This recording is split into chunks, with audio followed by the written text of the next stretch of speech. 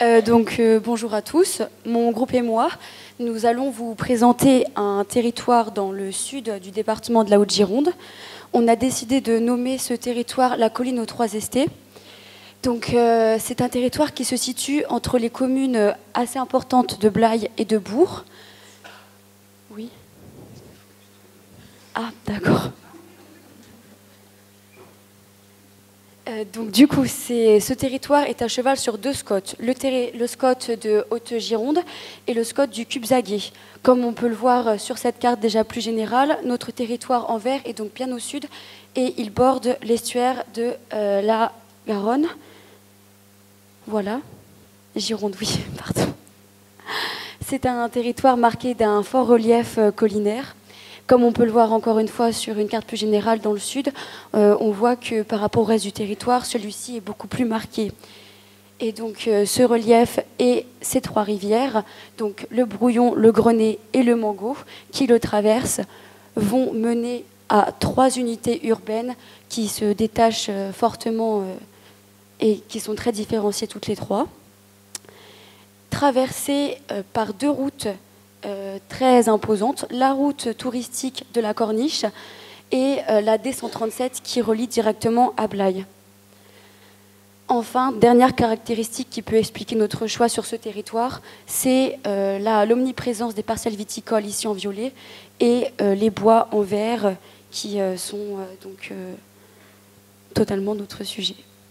Donc le constat que nous avons pu réaliser sur ce territoire, en l'espace d'une centaine d'années, nous sommes passés d'un système agricole en polyculture avec des zones humides restreintes à un espace en quasi-monoculture viticole avec des milieux humides en expansion. Donc ce qu'il faut savoir, c'est qu'entre-temps, il y a eu la spécialisation des territoires et le Blayais est devenu un grand producteur de vin rouge. Or, ce que l'on sait aussi, c'est que la consommation annuelle des Français en alcool a chuté de 70%. Depuis 1950. De plus, les agriculteurs ont été forcés avec la mécanisation à laisser une bande pour laisser passer les machines entre la vigne et les rivières. Et cette bande s'est petit à petit végétalisée, devenant une ripisylve parfois épaisse. Donc on peut voir ici les quatre principales étapes de l'enfrichement de ces zones, avec l'apparition progressive de plantes à la fois pionnières et adaptées au milieu humide. Sur un même bassin versant, on retrouve plusieurs paysages différents. Les fiches ne vont pas se ressembler en fonction des endroits où elles se trouvent. Les vignes arrachées dégagent la vue sur la vallée, tandis qu'en bord de rivière, nous allons généralement retrouver une végétation foisonnante. Lorsqu'une parcelle se trouve inoccupée, il peut y avoir plusieurs scénarios possibles. La parcelle peut retrouver directement un reborneur qui va pouvoir profiter du plan d'arrachage et reconvertir sa parcelle vers du maraîchage, de l'élevage ou de l'arboriculture. Si la parcelle ne trouve pas de reborneur, elle va s'enficher progressivement. À partir de là, nous pouvons décider que cet espace a un potentiel écologique important, principalement en bord de rivière, ou mettre en contact le propriétaire avec des producteurs de projets qui vont pouvoir réinvestir le potentiel de ces parcelles. Donc notre idée ici, à travers ce projet, c'est d'exploiter au mieux les parcelles viticoles qui sont abandonnées, selon plusieurs raisons qu'on a évoquées juste avant, et de transformer ce territoire, pour l'instant qui serait un territoire pilote, en un territoire à haut potentiel d'initiative, de voir cet abandon de parcelles comme autant de potentialités de projet.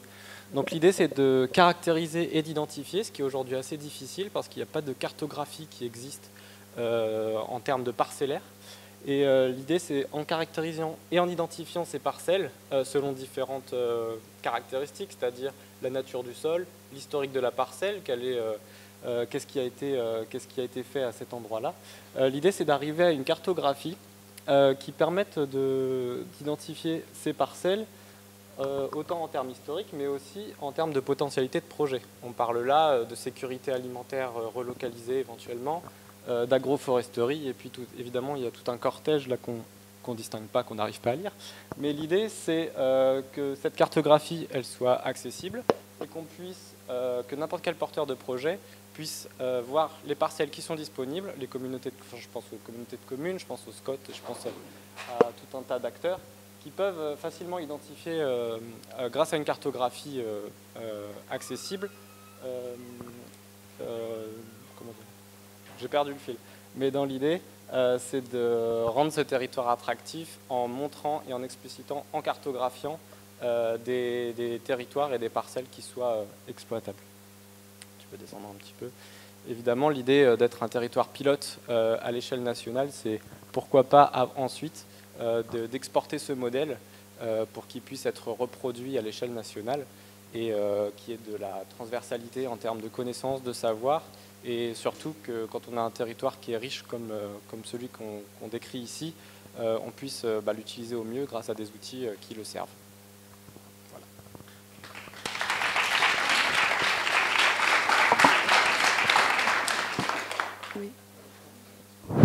Oui. Bonjour à tous, nous allons présenter notre travail sur la route de la Corniche de Giron. Après avoir arpenté le territoire du SCOT, nous avons produit un bloc diagramme sensible sur notre ressenti du site. Nous avons décidé de porter notre attention sur la Corniche de Blaye, car c'est un lieu phare de la communauté de commune de Blaye, ainsi qu'un lieu reconnu pour ses qualités paysagères et dont les dispositions ont été prises pour les protéger. Donc, afin de témoigner cette richesse paysagère et environnementale que nous avons côtoyée sur ce site de la Corniche, nous avons eu accès à des recensements écologiques donc, qui ont permis de classer ce site en SNIEF, c'est-à-dire en zone naturelle d'intérêt écologique, faunistique et floristique dès les années 2020. Donc ça permet de mettre en valeur tout ce qui va être micro-paysage, microfaune, microflore. Qui sont des caractéristiques physiques que le paysage ne laisse peut-être pas transparaître dans un premier temps quand on se tourne sur des caractéristiques très flagrantes de falaises abruptes ou de bords d'estuaires. Donc c'est d'ailleurs de cet estuaire que surgit un réseau Natura 2000, donc le plus grand estuaire reconnu sur la scène européenne, qui va justement permettre déjà d'apporter un premier élément de gestion équilibrée et durable des espèces et des espaces qui vont justement contribuer à la prise en compte de considérations économiques et sociales. Et c'est donc de ces deux premiers éléments d'intérêt que la Corniche va justement être inscrite par la suite. Donc une inscription en termes de qualité paysagère mais également écosystémique dès la fin du XXe siècle, en 1982.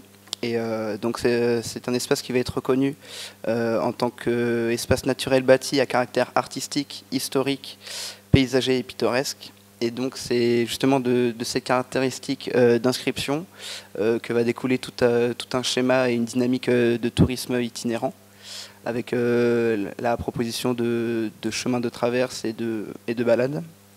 Mais loin d'être tout rose, ce paysage de Corniche, ça reste un paysage qui est en proie à des risques et des menaces naturelles, par justement notamment le passage de l'eau qui va venir éroder la roche et créer plusieurs successions de phénomènes. Et il va quand même y avoir justement des plans de recommandation communiqués dès les années 2000 sur des plans de prévention pour les risques d'inondation et de mouvements de terrain notamment, donc tout ce qui va concerner les PPRI et les PPRMT.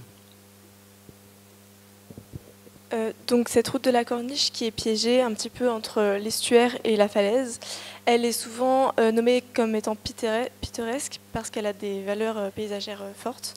Donc on est tout de suite, notre regard est tout de suite amené vers la pierre calcaire qui est donc qui a vraiment qui crée un contraste avec la végétation qui la surplombe. On a vraiment un élément paysager fort qui est un fond de décor des jardins des habitants qui utilisent cette terrasse comme cette falaise comme terrasse et aussi comme potager à même la falaise. Donc il y a vraiment une adaptation à l'environnement de la part de l'homme, et ce depuis la préhistoire, avec aussi la présence de maisons troglodytiques. Et aussi il y a une végétation vraiment très remarquable et pour la plupart du temps, principalement exotique, notamment donc dans les jardins des habitants.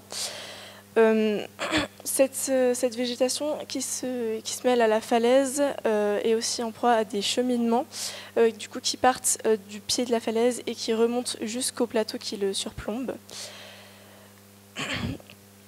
On a également donc des habitations d'architecture girondine sur la route de la Corniche qui permettent une qualité, qui apportent une qualité architecturale générale du site. Et on a vraiment également une impression d'immersion avec le fleuve. En effet, il y a vraiment la berge qui vient jusqu'au pied des habitations et au bord de la route, qui viennent nous apporter aussi une dynamique fluviale avec la présence de cabanes de pêcheurs, soit décarrelées. Et on est vraiment dans un paysage à part. Voilà. La corniche a déjà été habitée par les hommes préhistoriques, d'où la présence des maisons troglodytiques, comme on a pu le voir. Mais la formation même de la corniche d'aujourd'hui provient de l'exploitation des carrières qui a eu lieu au Moyen-Âge pour extraction de la pierre calcaire. Donc avec une étude approfondie du site, on a compris qu'il était en proie à pas mal de risques, notamment donc l'érosion, les retraits-gonflements d'argile et la submersion. Et donc la plupart du temps, c'est provoqué par de fortes précipitations, mais aussi par la montée évidente des eaux. Lors de notre arpentage de ce lieu, on a donc découvert vraiment qu'il y avait une inégalité en fait des usages, parce qu'on voit bien que le long de la corniche, notamment de la route de la corniche, tous les usages sont confrontés, donc que ce soit les voitures, les motos, les vélos ou encore les piétons, et tout cet ensemble-là en fait est concentré la plupart du temps en période estivale, et vraiment sur cette route-là, pas du tout en haut vers le plateau, et ça peut vraiment venir nuire au paysage, et notamment au paysage sonore, surtout avec le passage des motos qui est très fréquent. Du coup, en fait, oui, c'est bon. Nous, ce qu'on voudrait, c'est s'inspirer des opérations grand site qui sont vraiment un équilibre entre la préservation de la valeur patrimoniale, de la vie locale et de l'accueil du public. Et on voudrait vraiment changer la nature des modes de déplacement qui, aujourd'hui, sont concentrés sur les routes que vous avez en orange, alors qu'il marche encore, oui, qu'il y a énormément de chemins et de sentiers de randonnée qui partent de la corniche et qui font des boucles de randonnée et qui ne sont pas du tout utilisés, ou en tout cas très peu. Et on voudrait effectuer ça en incitant les automobilistes à aller se garer sur les parkings alentours et à venir explorer cette corniche, et notamment le haut de la corniche à pied, et aussi en indiquant les boucles de randonnée que vous voyez en vert, mais aussi en les sensibilisant aux enjeux du site, puisque avec tous les risques dont on a parlé auparavant et la surfréquentation, la valeur et la qualité paysagère est mise en danger. Et du coup, en fait, ces changements, on est bien conscient qu'ils ne vont pas pouvoir être effectués du jour au lendemain. Ça va prendre une assez longue période pour que les personnes se changent d'attitude par rapport à ça. Mais avec la montée des eaux, en fait, notre projet d'amener les personnes de la route de la Corniche vers le haut du plateau, ça va vraiment permettre d'accompagner en fait le phénomène de montée des eaux et des marées qui va être de plus en plus fréquent avec le dérèglement climatique. Et donc, si on réfléchit dans cette dynamique-là, les usagers auront déjà eu l'habitude de monter en haut de la corniche et ils auront pu profiter au plus de tout l'espace de la corniche. Merci.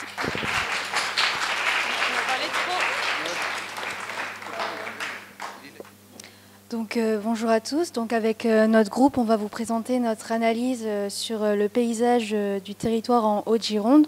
Donc, nous, lors de cet arpentage, on s'est beaucoup intéressé aux matériaux qui édifiaient les bourgs au sein du territoire. Donc, le matériau principal qu'on a pu retrouver, comme vous pouvez le voir dans ce collage, qui répertorie en fait différents bâtiments et édifices des bourgs, que c'est la pierre calcaire. Donc on peut par exemple voir le moulin de Lansac, la ville de Bourg qui n'est pas vraiment dans le SCOT, mais qui fait partie quand même du paysage calcaire en Haute-Gironde. On a notamment la mairie de Blaye et d'autres édifices. Et toute cette architecture, en fait, elle est associée à une certaine végétation qui nous en dit sur le type de sol qui est calcaire. Et donc on retrouve des essences méditerranéennes comme des cyprès, des vignes et d'autres essences. Et toute cette histoire du sol et de tout ce paysage qu'on peut voir en surface, il va nous raconter l'histoire des carrières. Donc c'est le lieu où on extrait cette pierre et ce matériau qui va du coup se retrouver en sous-sol. Et comme on peut voir avec ce collage qu'il y a vraiment un art d'extraire la pierre et tout un mode de vie autour de ce paysage. Grâce à une carte géologique, nous avons trouvé une diversité calcaire dans la région. En particulier, dans le village de Gouriac, nous allons remarquer une différence typologique entre la composition protézoïque et pliocène qui détermine des différents des lieux, propriétés, caractéristiques et leur utilisation. Après cette analyse géologique, nous avons aussi fait une analyse architecturale qui travaille sur les trois secteurs de la ville de Gauriac. Commençons avec la corniche ici, avec le Rigalet, avec une architecture très bas qui n'utilise pas vraiment la topographie dans l'architecture, mais qui suivent l'estuaire à la côté de l'eau. Aussi les maisons troglodytiques qui ont une façon de vie très proche de la nature et de la topographie. Après le secteur de Franciso, donc tu as le centre Franciso vraiment avec les architectures et les bâtiments et des paysages plutôt monumentaux comme la Poste et comme la mairie de Gauriac et le lotissement ici qui est un nouveau développement mais qui rompt avec le développement existant déjà, donc l'architecture, et qui ne représente pas vraiment l'identité de Gauriac pour nous. Et pour finir, le troisième secteur de l'ancien bourg de Gauriac, avec des familles et des générations. Et tu vois ça dans l'architecture et dans le paysage. Il y a vraiment une histoire visible du paysage calcaire dans le village. Vient ensuite du coup une analyse historique donc de la formation du village, notamment à l'aide du coup de cartes et de vues satellites. On peut par exemple regarder sur la carte de l'état-major, le village de Gauriac en fait était surtout axé en fait sur un axe qui constituait en fait le cheminement entre l'ancien bourg de Gauriac et la Corniche et donc les cheminements qui le reliaient. Sur cette carte, on peut aussi remarquer du coup un début de prise d'importance de la départementale. Cette prise d'importance qui est beaucoup plus voyante en fait à partir de 1950. 1950, en fait, on peut remarquer un étalement urbain du village vers cette départementale jusqu'à aujourd'hui. Aujourd'hui, on peut regarder une concentration du centre-bourg justement autour de cette départementale. Ici, c'est la coupe de Gauriac, on a regardé le bourg de Gauriac communique avec le fleuve, château viticole et vallée du Granet d'ouest en est. Et ici, du coup, on peut voir une coupe de la végétation de Gauriac, donc qui constitue un véritable patrimoine, puisqu'elle nous raconte l'histoire du sol et l'interaction des différentes espèces avec des pionnières, mais des essences un peu plus exotiques avec des arbres remarquables comme l'arbre de Judée, le cèdre ou les cyprès, qui vont en fait créer un milieu riche écologiquement. Vient finalement ce bloc diagramme. Donc, ce bloc diagramme, pour nous, c'est un milieu de synthétiser en fait notre diagnostic. Donc, sur ce bloc diagramme, on va notamment pouvoir observer du coup les différentes typologies de maisons, de rues et donc de formation du village. On va aussi pouvoir y remarquer la topographie, donc par exemple les différentes vallées qui composent Gauriac, ainsi que la falaise avec la corniche. Enfin, on pourra aussi y découvrir les différentes végétations qui recouvrent Gauriac, c'est-à-dire avec les arbres remarquables, les vignobles, les jardins ou encore les forêts en hauteur de falaise. Et donc du coup, suite à ce diagnostic, on a voulu proposer un plan d'action basé sur la requalification d'espaces publics.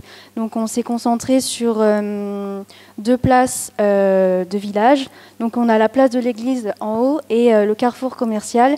Et en fait, on voudrait créer des liaisons végétales qui connecterait en fait ces différents lieux, de la place de l'église en passant par le Vieux-Bourg, le carrefour et puis par la corniche vers l'estuaire. Aussi la stratégie en matière de développement urbain et la limitation de son étalement ici, donc le long du départemental, était important pour nous. À notre avis, construire le long du départemental, ce n'est pas une des tendances positif pour Gauriac, et donc les zones 2AU, comme tu vois ici, tu as 2 ici et une ici, donc les zones urbanifiées dans une deuxième temps. Nous les encourageons de le faire ici, autour du Vieux-Bourg de Gauriac, mais nous le déclasser, pour encourager de le déclasser autour le long du départemental. Donc, notre première proposition est la rénovation et la réhabilitation en manière simple des ruines inhabitables, et que pour nous, sont un patrimoine. Et une structure préfabriquée en bois s'insère dans les vides du bâtiment. Dans ce développement, donc des développements urbains dans les nouvelles zones de AU, c'est aussi important de le faire avec des cheminements plus organiques et moins linéaires et rigides que le lotissement existant. Donc dans les futures urbanisations, c'est plutôt organique et les petites rues sont presque romantiques et tu peux se perdre dans cette structure organique. Et comme tenu du problème que nous posaient les habitants de Gauriac, et constatant la qualité thermique et les prix élevés de la pierre locale, nous proposons un matériau bois-béton alternatif composé de fibres de bois et béton capable de simuler esthétiquement les pierres de taille à base d'un déchet de bois locaux.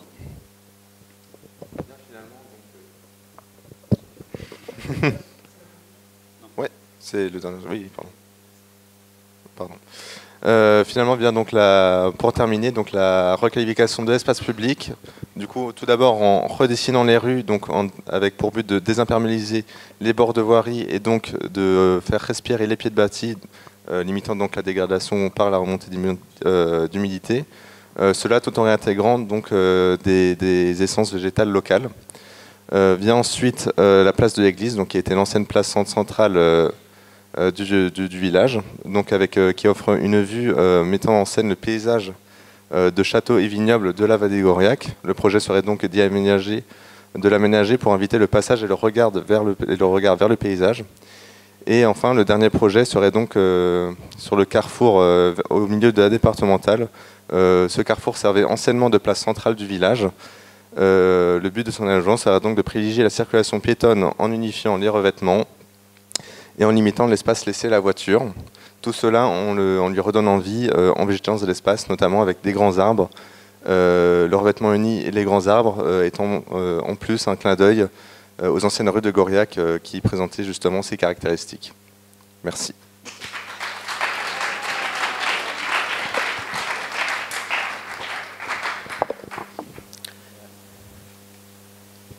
La parole.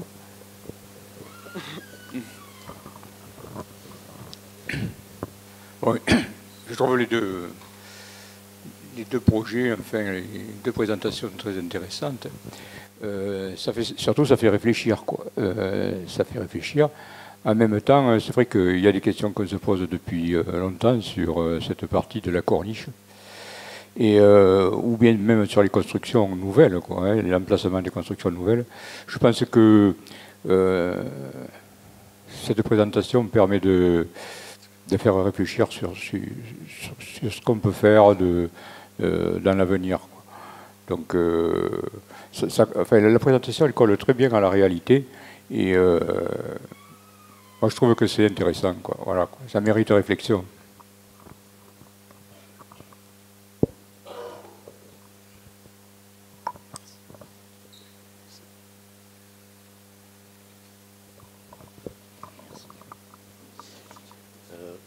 Oui, globalement, j'ai trouvé les trois présentations intéressantes, hein. Il y a des choses intéressantes sur les trois présentations. Quelques petites remarques sur le groupe 1, même si la démarche de diagnostic, je l'ai trouvée plutôt bonne. Il aurait, à mon avis, mérité une analyse diachronique un peu plus approfondie, comme l'a fait le troisième groupe. Vous voyez, souvent, quand on travaille les cours d'eau, on compare l'état actuel de référence avec les cartographies anciennes, d'état-major notamment. Et vous l'auriez fait, vous aurez constaté que les cours d'eau ont été très largement remaniés, notamment le Mango. Donc vous prendrez le temps de regarder, et vous verrez, ça se traduit très régulièrement par des angles qui démontrent que le est largement spécialisé. Voilà, donc première chose. Donc prenez l'habitude de consulter les cartes anciennes, ça vous donnera bien plus d'informations.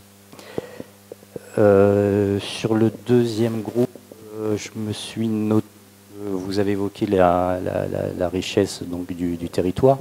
Il me semble que vous êtes passé à côté de la richesse des carrières. En fait, en Haute-Gironde, c'est une des particularités du territoire, on a un réseau de carrières assez dense et de plus écologiquement très riche. Ce réseau de carrières abrite de nombreuses espèces de chiroptères, de chauves-souris, dont certaines sont protégées et menacées. Il aurait été intéressant de le et sur le groupe 3, j'ai noté justement votre diagnostic diachronique intéressant, donc ça c'est une très bonne chose.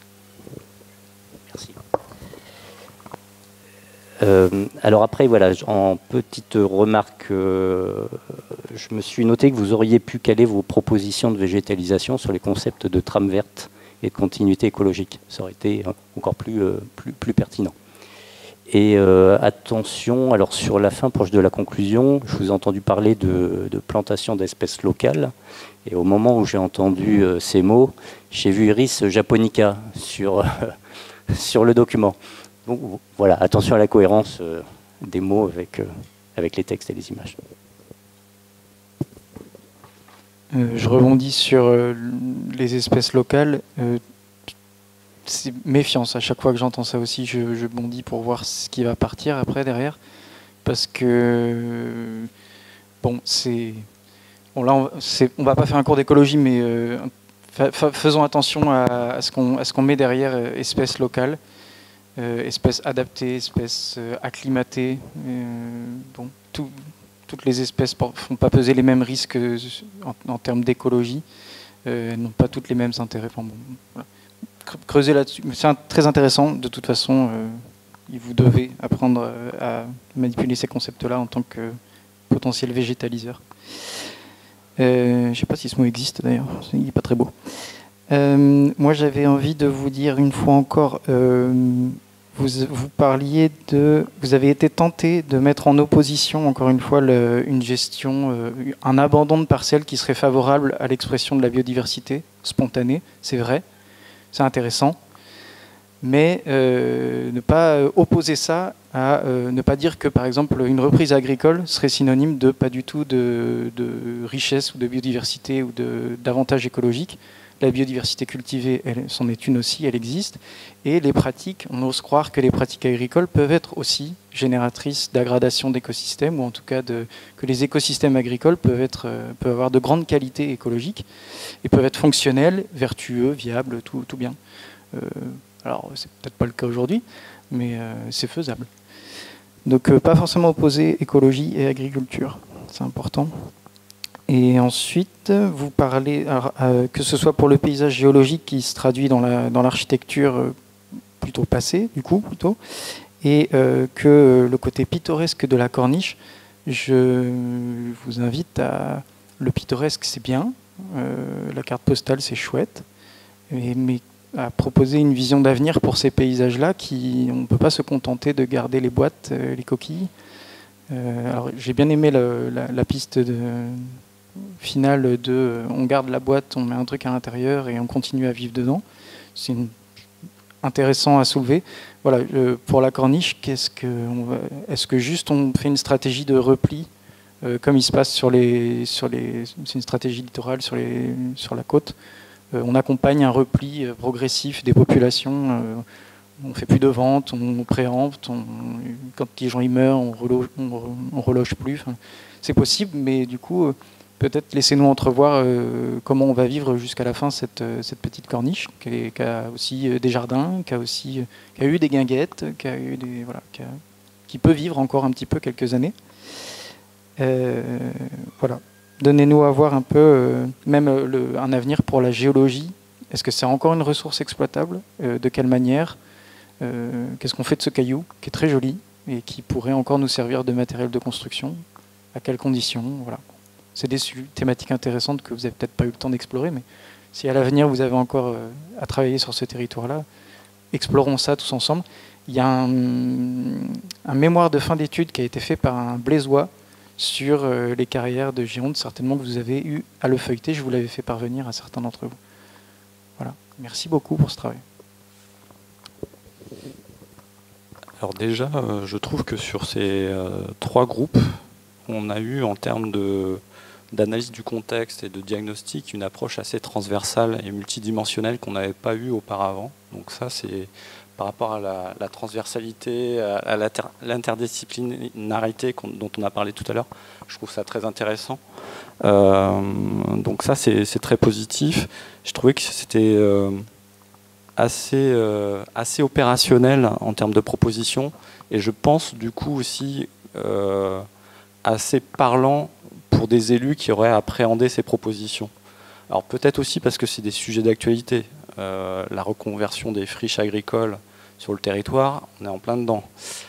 Tout ce qui est démarche de trame verte et bleue ou de reconfiguration des villages et des agglomérations du territoire avec un recentrage de l'urbanisation sur le bourg, c'est des choses qui sont dans l'air du temps, on va dire, et que les élus auraient plus facilement,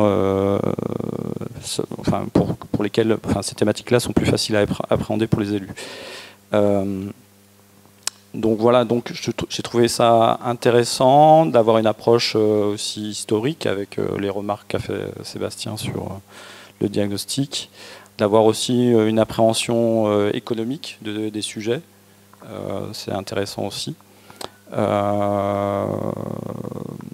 Voilà, sur les propositions, voilà, ce sont les vôtres, hein. Ce ne seront pas obligatoirement les choix qui seront faits par les élus, mais il y a des choses intéressantes sur les questions de mobilité sur la route de la Corniche, qui est un sujet, puisque c'est un site extrêmement visité. Donc comment on fait cohabiter les gens qui viennent visiter, les touristes, avec la population locale qui a envie de tranquillité aussi.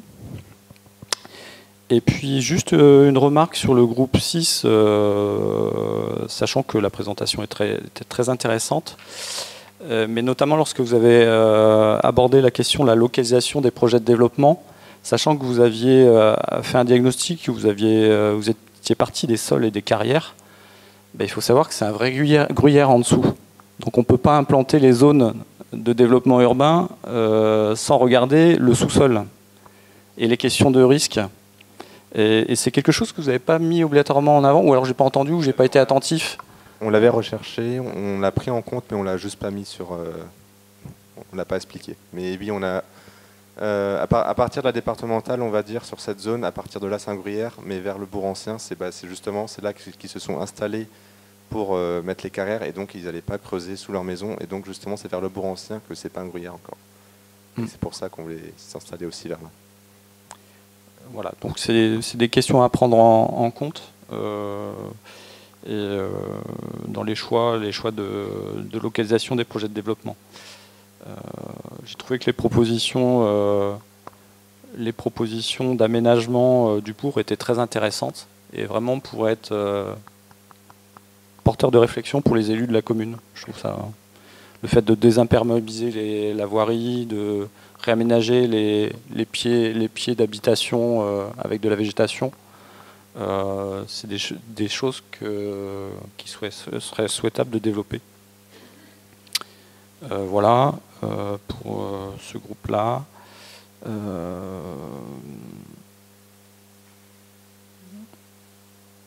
J'ai trouvé que sur le groupe 5, il y avait une bonne approche de l'environnement de la corniche dans sa globalité. Les croquis étaient de qualité. Effectivement, avoir l'idée de repositionner les flux de déplacement sur le haut de la corniche, bon, ça pose d'autres questions puisqu'il y a de l'activité aussi sur cette corniche haute. Il y a de la viticulture, il y a aussi de la végétation relativement dense. Donc ça ouvre des questions, quoi. Voilà. C'est un peu original, mais bon. Et sur le groupe 4, effectivement, la proposition de cartographie parcellaire des friches et d'identification des secteurs à projet potentiel, on en est plein dedans chez nous. On développe un observatoire territorial au niveau du SCOT qu'on essaie de structurer avec pas mal de partenariats avec des fournisseurs de données. Donc on a beaucoup travaillé sur les énergies renouvelables. On a un groupe de travail qui s'est mis en place avec les acteurs de la filière agricole sur le territoire sur ces enjeux de friche agricole et de développement de l'agrivoltaïsme aussi. Donc c'est des choses qui nous parlent. Voilà. Donc c'était intéressant. Voilà, merci.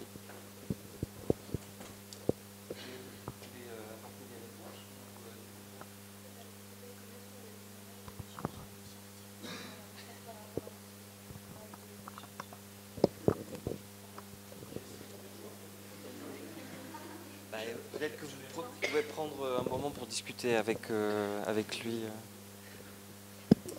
Bon, je ne suis pas ancien viticulteur, mais par contre, oui, en particulier pour le premier groupe. Autant le cinquième, le sixième sur la corniche, bon, c'est très intéressant, vous avez bien travaillé, mais sur le premier groupe sur la colline aux 3, alors moi j'avais compris, la colline aux 3 étés.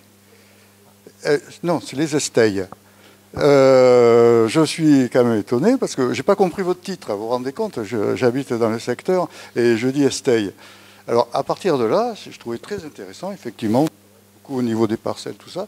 Puis je dis, mais effectivement, comment le paysage est arrivé de cette façon, parce que c'est les gens du cru qui ont fait ce paysage, c'est-à-dire ils ont cultivé, ils ont voulu avoir des revenus. À un moment donné, ils ont fait la périculture, puis après le vin payait un peu plus. Il y a eu, entre-temps, il y a eu des difficultés, il y a eu le phylloxéra. Enfin, c'est une longue histoire et le paysage a été façonné avec les gens du pays. Et en fait, maintenant, donc, la vigne disparaît, il y a des zones qui sont intéressantes qui se dégagent au pied des vallées, on va en faire des milieux humides, tout ça, mais pourquoi? Qu'est-ce qu'en pensent les gens qui cultivaient ces terres? Et qu'est-ce qu'ils deviennent? On est en plein dans le sujet. Les agriculteurs, eux, ils ont cultivé parce qu'ils avaient besoin d'argent, ils avaient besoin de vivre. Quand, effectivement, ils ont taillé la pierre, c'est-à-dire ils taillaient la pierre l'hiver, à Goriac en particulier, partout dans toute la Gironde, c'était les ouvriers agricoles des vignes qui travaillaient pour extraire les pierres, hein, puis ensuite on les envoyait à Bordeaux. J'avais entendu que c'était au Moyen-Âge. Non, ça se faisait, ça s'est fini à la fin du 19e, hein, je crois, hein, parce que c'est pas si vieux que ça. C'est vraiment pas vieux hein, que l'extraction des pierres s'est arrêtée. Et en fait, je trouvais, vous m'avez mis bien en appétit, c'était très bien, mais je trouvais qu'il manquait, il manquait les habitants. Voilà. Ils sont où? Ils sont où les habitants? Pourtant, c'est eux qui font le paysage. C'est eux qui vont le faire. Enfin, si on nous le fait faire de loin, ça ira pas. Donc, c'est même les milieux humides. Si on va nous imposer, on comprend bien au niveau... moi je trouve qu'effectivement, les milieux humides, c'est très important, tout ça. Mais si on ne le fait pas sans les personnes qui habitent sur place, ça ne marchera pas. Voilà. C'était juste cette petite remarque. Je ne ferai pas de commentaires, mais... je n'en pense pas moins. Je propose d'écouter les groupes suivants, les 4 derniers groupes qui sont plutôt sur des thématiques transversales.